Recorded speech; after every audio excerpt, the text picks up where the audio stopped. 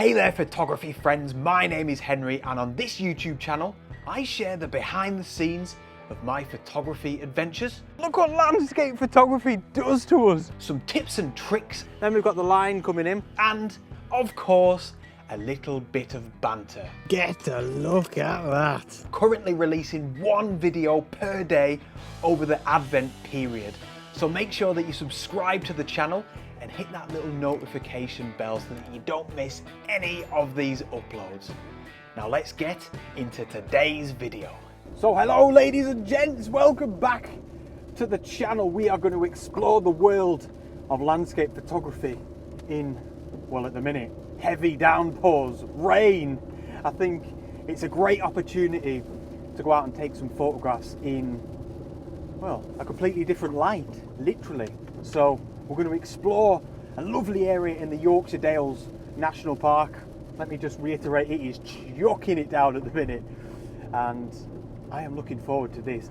Being out in the rain with your camera, it can be tough, but it can also be really, really rewarding as well. So stick with me and hopefully we'll have a brilliant photo shoot.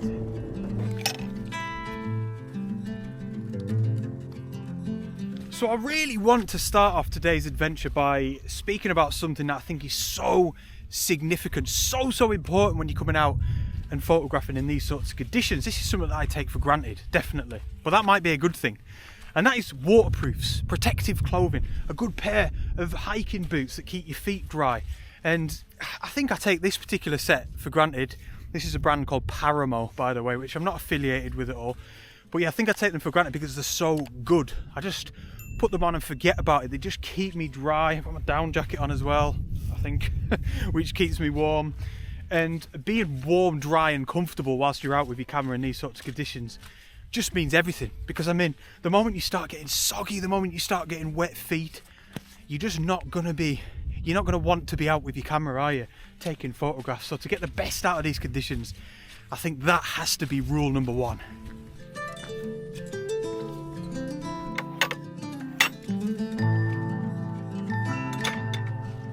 Alright, so I'm just trying to give the cows a wide berth. The belted galloways, actually, they are beautiful, but I don't know, man, just because they're so big, I'm slightly concerned that one of them's just going to charge me any minute. Oh, we're all right. We're all right.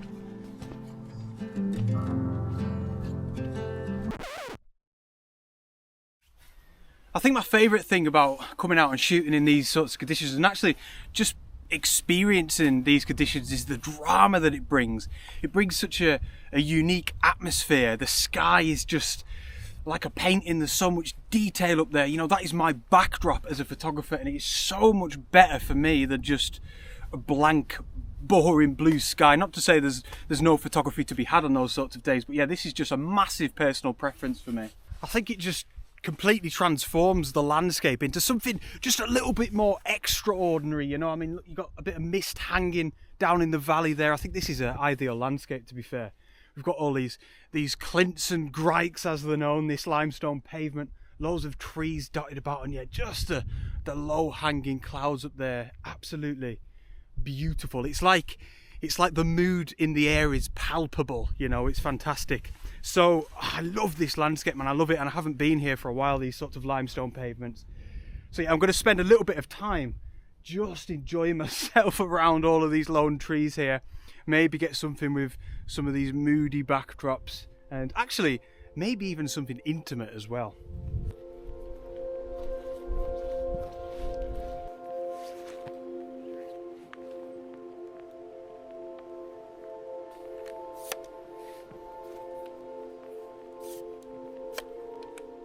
Oh, so look at this for a beautiful, spooky, eerie, mystical subject that is suited so perfectly to these atmospheric conditions. What a find. I don't think I could have found a more suitable tree for the conditions that we're shooting in today. I'm delighted. So maybe the first thing you'll notice about this tree, certainly the first thing I noticed, was how large the tree is from left to right. So first things first, with this composition, I'm shooting it in a 16:9 aspect ratio. I'm shooting pretty wide, as you can see there, around about 26mm.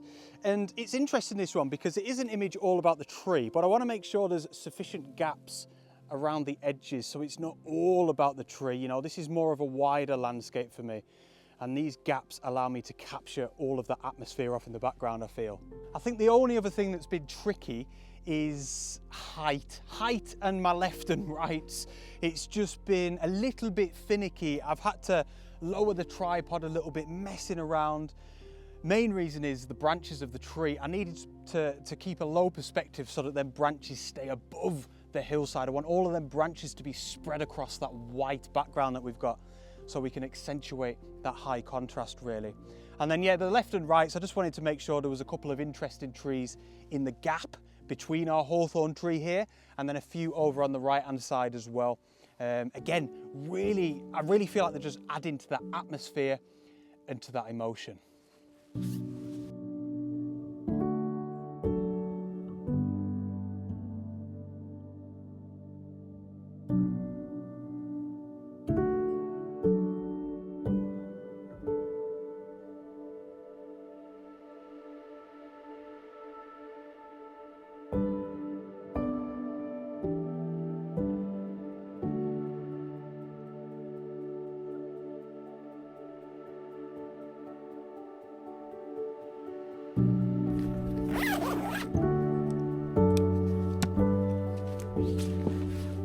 Do you know what else I love about these conditions? It's so quiet. Nobody comes out, understandably so, because they don't want to get wet. Everyone stays at home. And it's just, whoa, whoa. Can you see that bit of light there? Chat to you in a sec, see if I can make something of this beast. Oh, I think I managed to get something. It stuck around for a bit longer so I could compose myself a bit, you know, and compose the photograph. Good one, that. I kept it in a 16:9. And it's just one of these instances where we're lucky because the direction that the light is, I feel like there's a bit of a composition. We've got this fence here that's sort of taking up the bottom section of the frame, just looking absolutely beautiful. It's actually a nice bit of foreground, you know, and then loads of crags off in the background, which just leads us to that incredible light. I suppose in a weird way, this is another thing that can be really good about these conditions, although it's nothing to do with them directly, but when you get this light like this, that's completely unexpected, look how much it breaks up the landscape. It's all quite flat, you know, arguably, because there is a lot of detail in the clouds. And then all of a sudden, boom, a big patch of light like that. That is incredible. I'll tell you what, that was not forecast.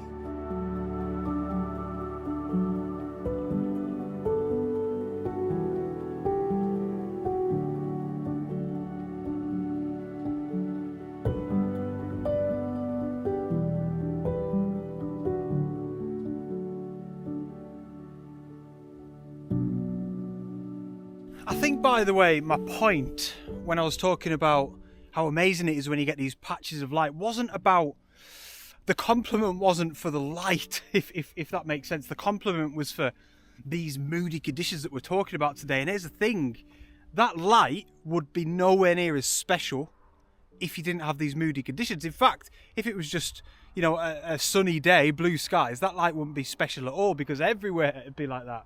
So without all of our doom and gloom, yeah, that would not exist over there, that excitement. So another thing that I really love about coming out in these sorts of conditions, especially when you don't get the light, which we are still getting, by the way, look at that.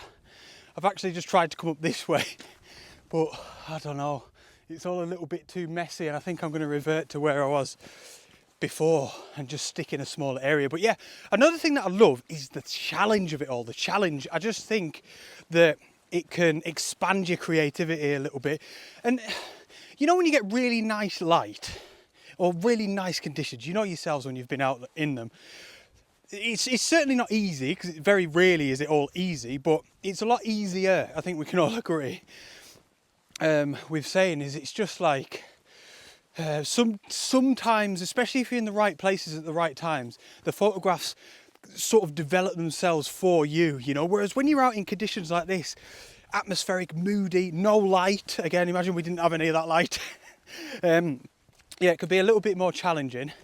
And for me, I like that because it can bring me out of my own comfort zone just a little bit, and like I said, it helps to expand my creativity.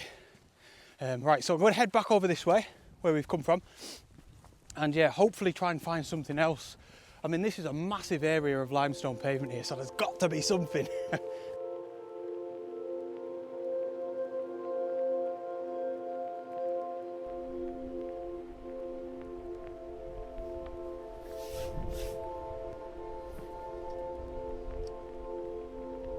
Oh, so this is amazing. All this light has come out of nowhere. How ironic to make a video about rainy conditions and atmospheric conditions, and it's not raining. But actually, on that note, it's still so atmospheric, and I still stand by that point I said a second ago, where without any of these clouds and this atmosphere and this drama, the light means nothing. It wouldn't be dramatic. It's the conditions that we're talking about today that are bringing all of this excitement. This is fantastic. So I just took a shot on my iPhone.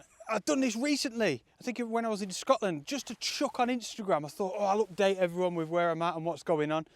And I looked at it and thought, I've got to get a shot with the big camera. So that's what I'm doing here.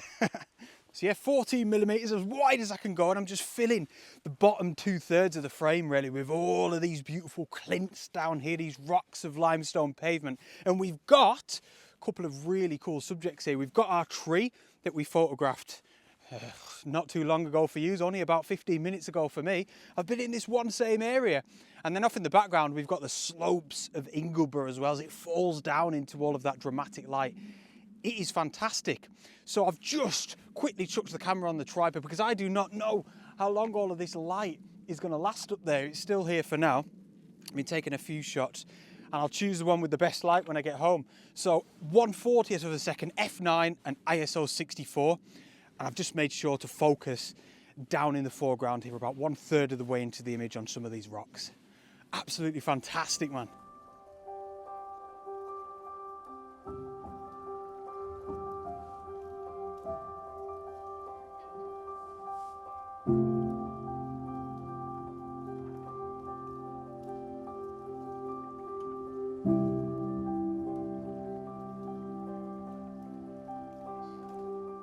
Oh, I just hate changing lenses. I can't do it.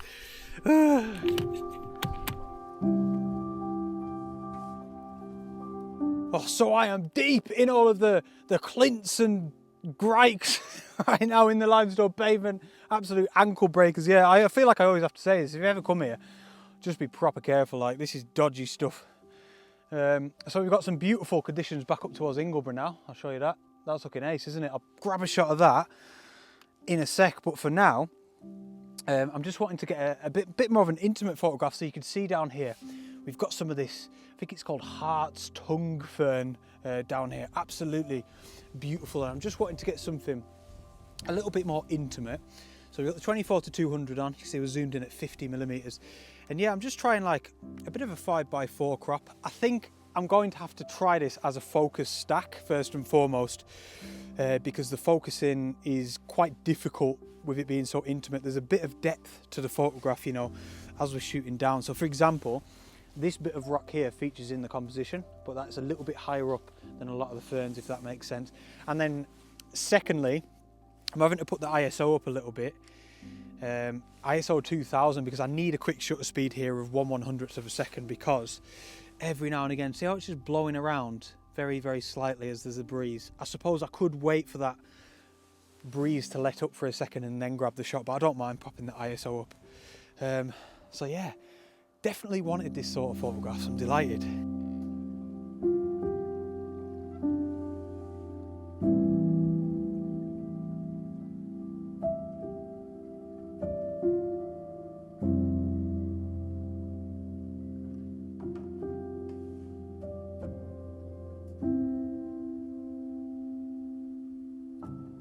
So a lot of you are probably realising here now, I did a live stream the other day. Well, I don't know when it was because I can't see into the future, but I did a live stream and a few of you were in. Thank you so much for that, but it was a nightmare. Technically, the phone kept playing up, it needed to be held. It was just signal problems mostly. And then the phone ran out of battery, so I couldn't even say goodbye to you. So I do apologise for that, but thank you for those of you that joined me, even though it was probably a car crash. But yeah, you've probably just seen that image there for the first time, and I was trying to talk you through it in the live stream. And I think one of the last things I said in the stream was, I'm going to try taking a photograph of all this beautiful drama up here. So it's really like, it's really difficult for me to get my head around. My big dense head, trying to get it around. I've just done a live stream with you, but then I know a lot of you are going to be watching this now. So I hope it sort of correlates at least a little bit. But yeah, that has to be photographed. That drama up there is beautiful. So that is now on the agenda.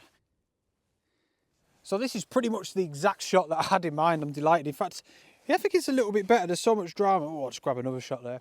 It's interesting because obviously, was my hand in the shot then? Obviously because the mist is moving quite quickly up there. It's the composition changes so much. It just looks so different. So I'm in at 200mm, right back up at just one of the ridges up there on Ingleborough. It looks cool. And I was going to take an image, I suppose it was going to be quite wide, including a lot of the limestone pavement, the rocks down here, the grasses, the trees, but it was just so messy. It was really, really messy. That's the problem with this sort of landscape is, for me, you've got to try and keep it clean and tidy. You've got to try and keep it simple. You know, it might look nice in real life. Whoa, look at all these rocks down here with the big mountain in the background. But as a photograph, all of this just melts into one big area of mess down in the foreground. So I do think the telephoto shot is the best option here. And we're in at 200mm, ISO 64, f6.3, and it's a 1/6 of a second exposure. And we have just honed in on the top of Ingleborough up there somewhere amongst all of that mist. It looks fantastic and yeah, really atmospheric, really moody and dramatic, exactly like we've been talking about in today's video.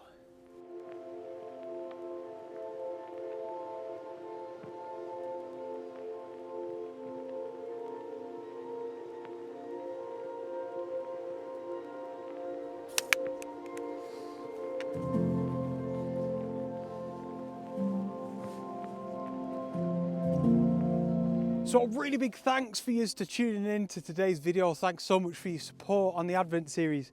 Please hit the subscribe button and the little notification bell because this is going on right up until Christmas Eve, one video every day. And I should probably apologise for those of you that watched my failed attempt at a live stream, let's say, the other day. Yeah, didn't really go to plan, but cheers for tuning into that as well. Hope you like the images and please do drop me a comment below. They all get read and I appreciate you so much. See yous on the next adventure. Out!